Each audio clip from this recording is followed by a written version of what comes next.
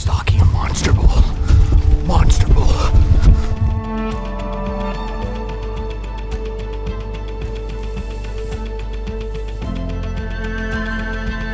Look at that whitetail.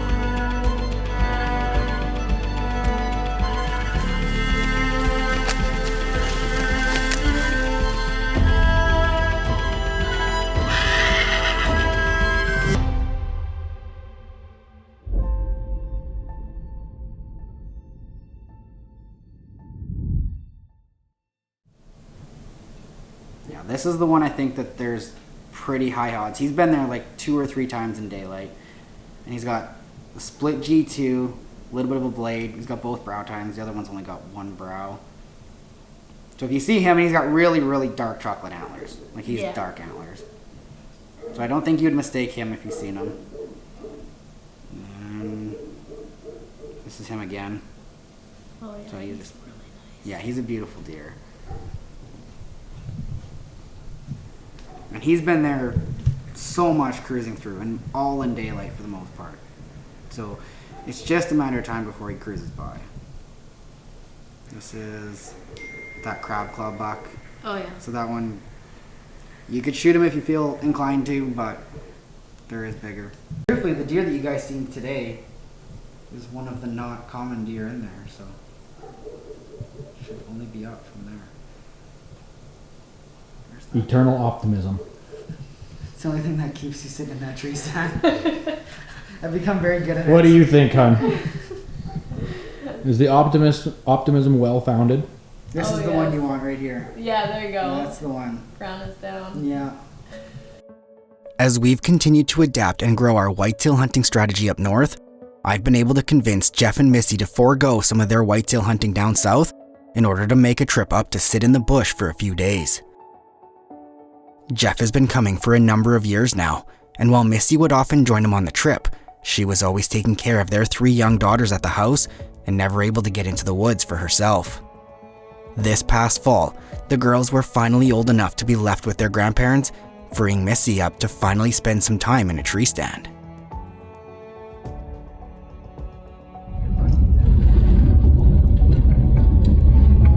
Good morning. Morning. Rise and shine. How are you feeling? Oh, good. First ever whitetail hunt in the northern bush country. Yeah. Now, don't shoot the first 180-inch buck that walks by. It can be hard not to pull the trigger. That's the biggest rookie mistake in the bush. Oh boy.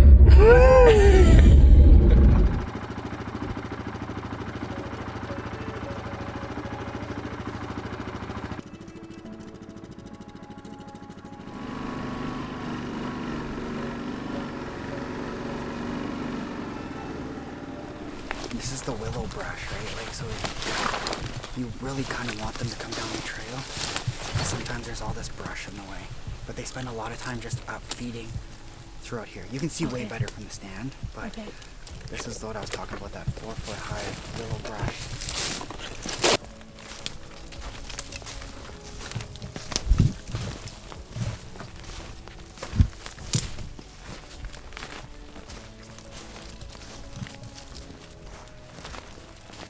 It is November 3rd, and we are up at Dana's hunting bush whitetail. This is my first time ever hunting whitetail up here, so it should be fun.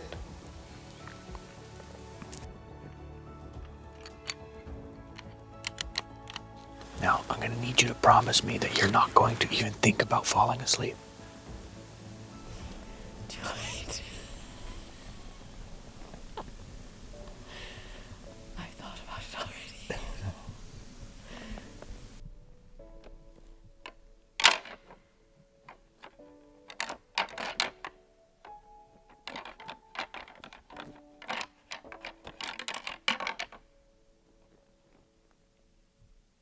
Fatal Impact is proudly sponsored by Wood Wheaton Super Center, Black Widow Innovations, the MD of Bonnyville, Weatherby, Glendale Targets, Deluxe Wall Tents, and Wapiti River Outdoors.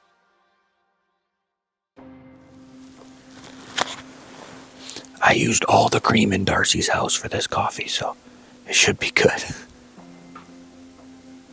I used almost all the sugar in her house, too.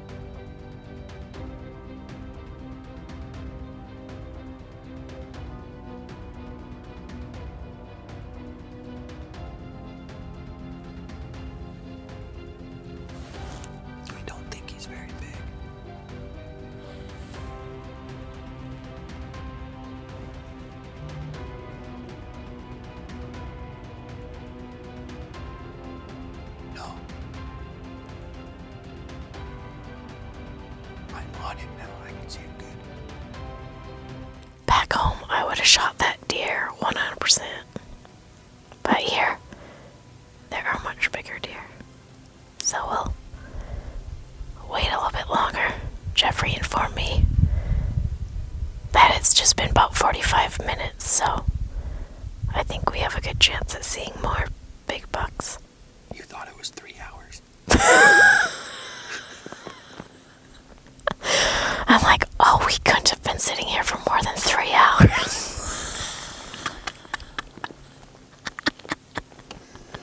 Well, you were right. Yeah, a third of that. We've seen some woodpeckers, some chickadees, so that's been nice. I saw a squirrel. That was really cool.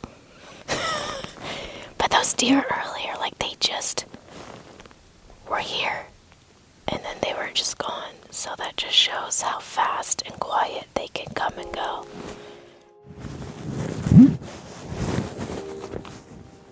What? Where?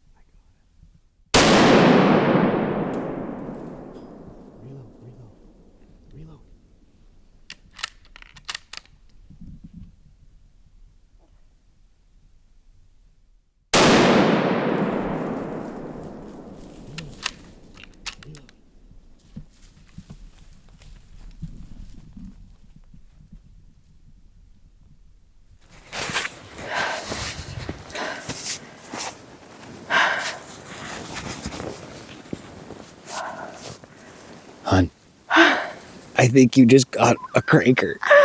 He looks so nice. He came right to us. He was just there. All of a sudden, like, oh my goodness, there's a buck. And there he was. He's a good deer. Oh, he's a big deer. He's a good deer. He's the one with the split G2. Is he? Yeah. I didn't have time to look. I just was like, that's a big deer. That's a big deer. Oh, that's awesome. Oh, it happens fast, doesn't Oh, it? it happens fast.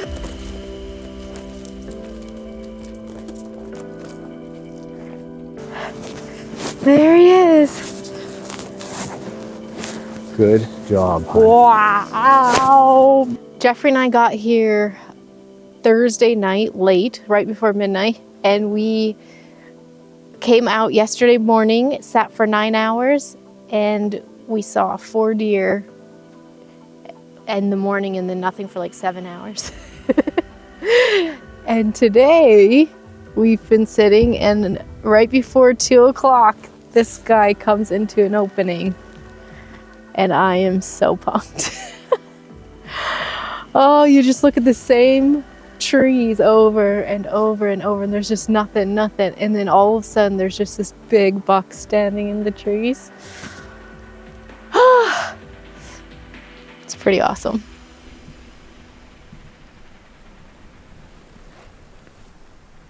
Wow, way to go, babe. This is one of the deer that Dana was showing me last night that he got on one of his coverts, so I'm just really pumped. He's a beauty.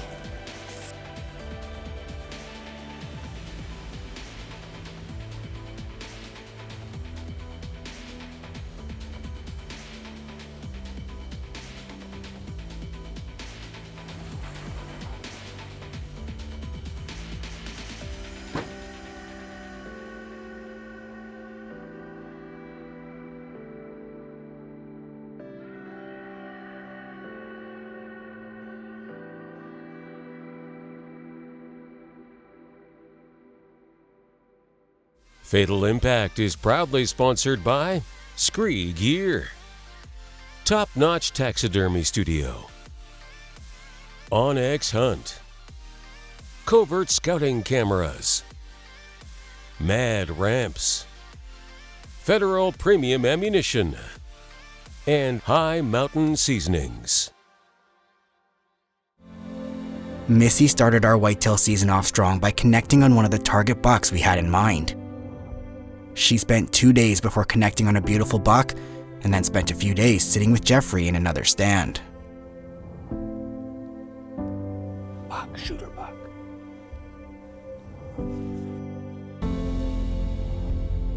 Right, well, I think I hear Dana on the quad, so that's our sign to wrap it up for the day.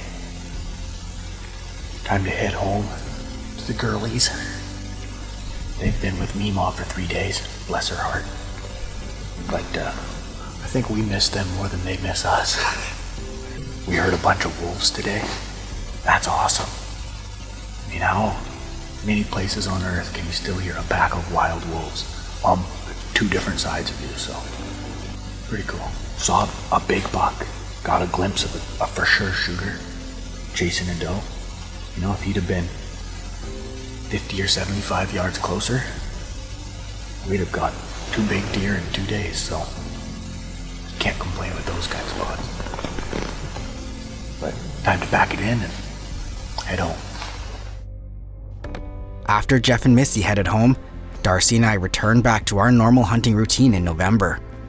I was spending every minute I had waiting for one particular deer, and whenever Darcy could sneak away from work, she was in the stand waiting patiently as well.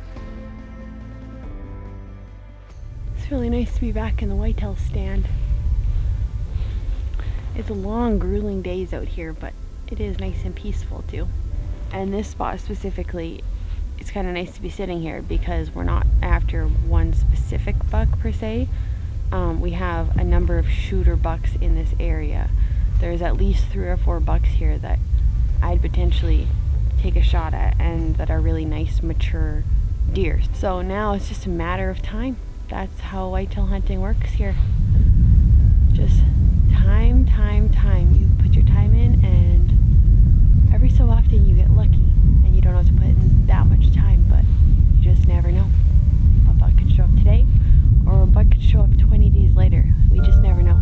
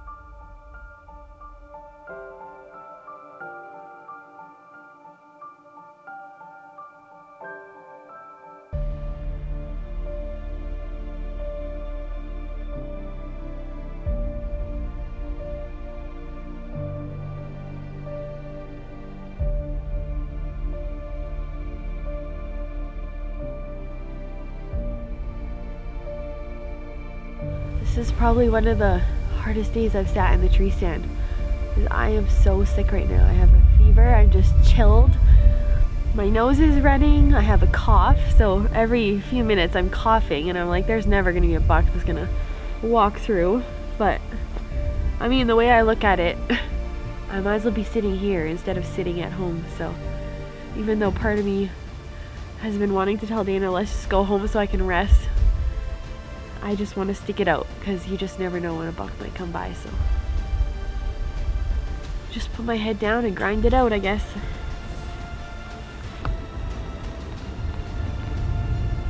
I don't know. What does he look like?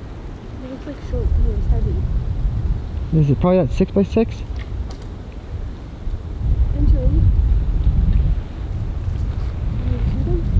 Just wait. Yeah, I would say so. I would see that too, probably. Yeah, that's him. Just wait, just wait, just wait. Okay.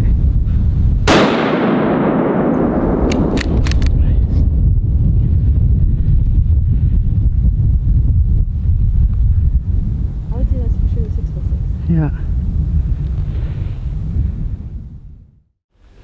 I'm pretty sure I pounded him. I think he might just be under the spruce trees there where the scrape is. Oh man, this has been a rough day for me. I am so sick right now with a head cold. I have a fever. I've almost contemplated going home this afternoon, but I'm like, you know what? I'm already out here. It's not who I am. I'm gonna stick it out. And sure enough, I just spotted a glimpse of him here. And he looked like he had a decent set of antlers. And then he of course went behind the spruce trees, so we couldn't tell what he was. And then as soon as he popped out, I kind of just saw a row of tines, and one of the 4 deer we're after in this specific area is a really old mature 6x6, right? Yeah, a really old mature 6x6. He's really heavy, his tines are short, he's your typical bush deer, but he's an old mature buck, and that's exactly what we come out here for. So truthfully, I didn't even know if I was gonna get a shot at this deer because I spotted him right on the edge of the spruce trees, and sure enough he walked right through them, and all I could see once in a while was just his legs.